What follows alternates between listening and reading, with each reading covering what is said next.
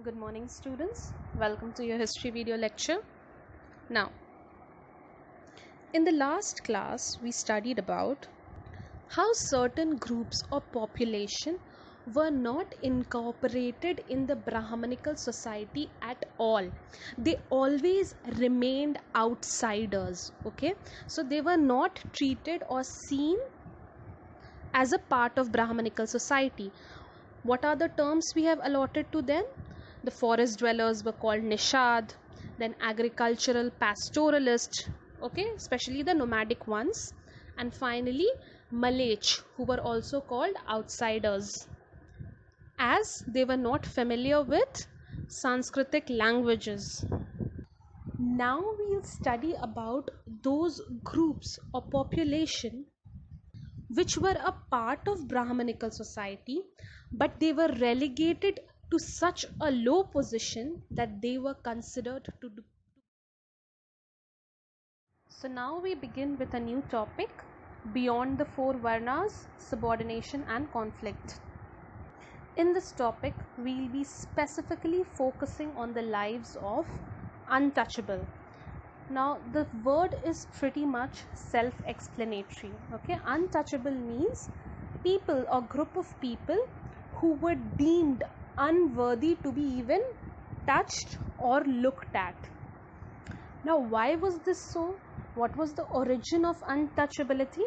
There are few theories about it which is not given in your book, but I'll try and tell it to you in simple words so that you can understand the further process in a clearer way.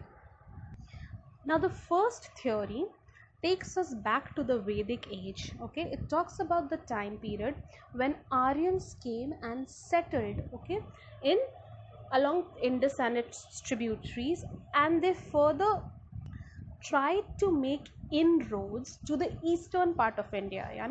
They wanted to capture even the Gangetic plain and live in those parts. But do keep in mind, these parts of the Indian subcontinent were already populated by the original inhabitants. So obviously the resource is limited, land is limited, and because the Aryans were trying to take control over the land of the original inhabitants, this created situations of conflict and even led to many wars. Now, Aryans were supposed to be technically superior to these original inhabitants. So they won these wars and they established their own tradition. Now, Aryan tradition, kaun sa tradition hai? It's the Vedic tradition. So it is in this Vedic tradition that you have the Varna or the caste system. Okay, so what happened to those people or those groups of original inhabitants who got defeated? So these defeated people, they were given the lowest position in a Brahmanical society. Okay, so unko outcasts bana diya gaya. So this is one theory. Another theory is, which is mentioned even in Manusmriti. Okay, Manu himself mentioned in his book Manusmriti that the creation of various untouchable groups, such as specifically of Chandal, was created through the unholy union of different caste groups. Okay, so herein comes the concept of mixed caste. Ideally speaking, in a Brahmanical society, what should have been practiced? Caste endogamy during marriage. But if there was intermarriage, it was supposed to be in a way that the man should have been of the higher caste than that of the woman. ठीक है, यानी अगर man is Brahman, then the woman could have been Kshatriya. It was still allowed. ठीक है, but problem arose if the woman was of higher caste and the man of lower caste. Okay, then this problem of outcasts emerged.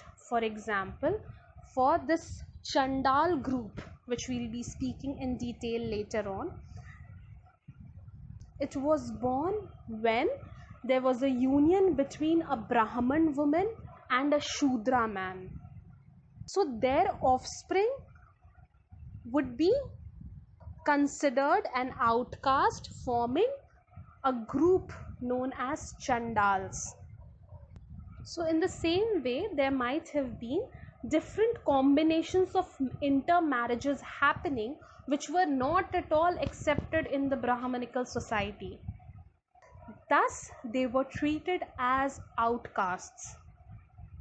So these are the two most famous origin theory regarding the untouchability in India. Okay, now let us look into what is written in your textbook. How was the notion of untouchability practiced in a Brahmanical society? So it was seen or based on the activities that were performed by different groups. Okay, so it was seen that those groups which performed rituals, okay, the Vedic rituals or sacrifices, who are these groups? Brahmins. Okay, they are the ones who are performing. So whoever is involved in priestly activities, their work was considered to be pure, pavitra. However, there were other groups which performed very menial tasks, such as disposing of dead carcass or dead bodies. So people who performed, or groups of people who performed these services, were considered to be impure or untouchable by people who performed pure services. So there was a notion of purity prevalent in the Brahmanical society. So a sharp distinction was created on the basis of the purity of the job that a person was doing. So one group of untouchable were the Chandalas. Okay, and just as I've already mentioned, Chandalas were born out of a mixed caste union, and their job of disposing carcasses or dead bodies or corpses was considered polluting.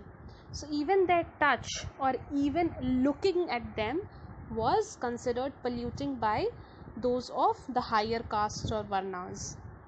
However, the practice of untouchability became much more rigid during the time of Gupta era. Okay, and Gupta era is the time when most of the books were being compiled or written down. If you remember, this is the time that Mahabharata was being written down.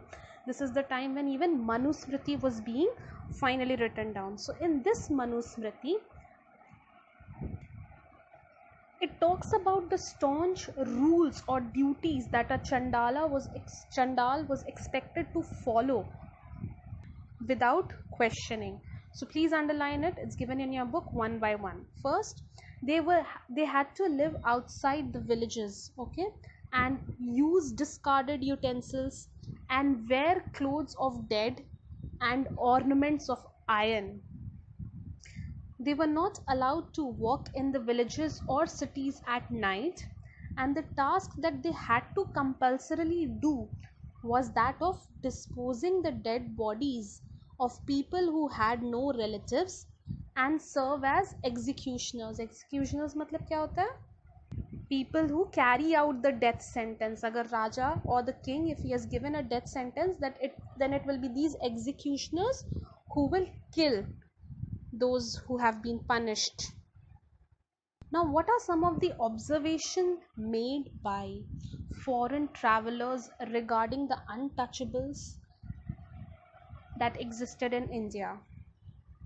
Firstly, we have a Buddhist monk known as Fa Hien, who came to India in 5th century CE, and he mentioned that these Chandals or untouchables had to carry a clapper.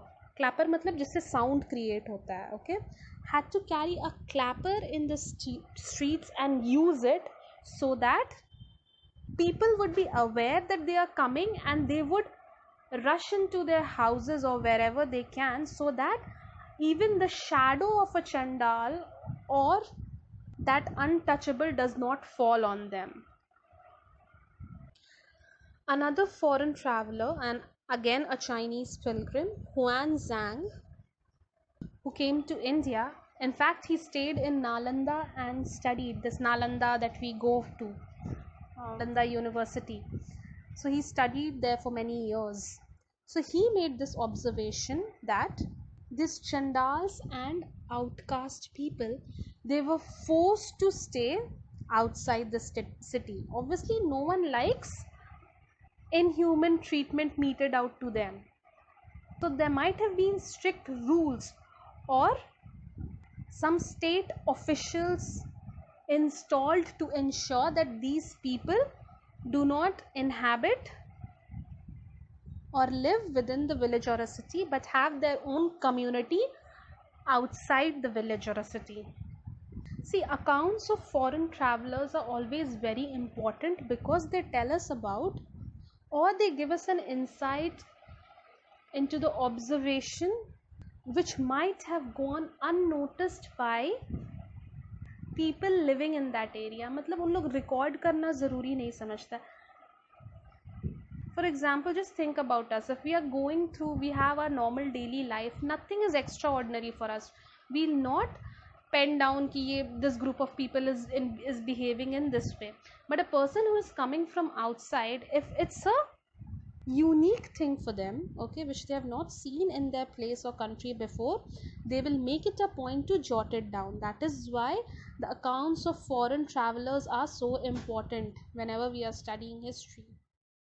So when historians try to reconstruct about the life of Chandals or the outcasts or the untouchables, in order to understand whether they just accepted their fate or they tried to defy what was imposed on them by the Brahmanical society, or they ever rebelled against these things, it is not mentioned in the Brahmanical text or the Shastras. Okay, so for this, historians use texts written in different languages, that is the Buddhist text such as Jatakas written in the Pali language.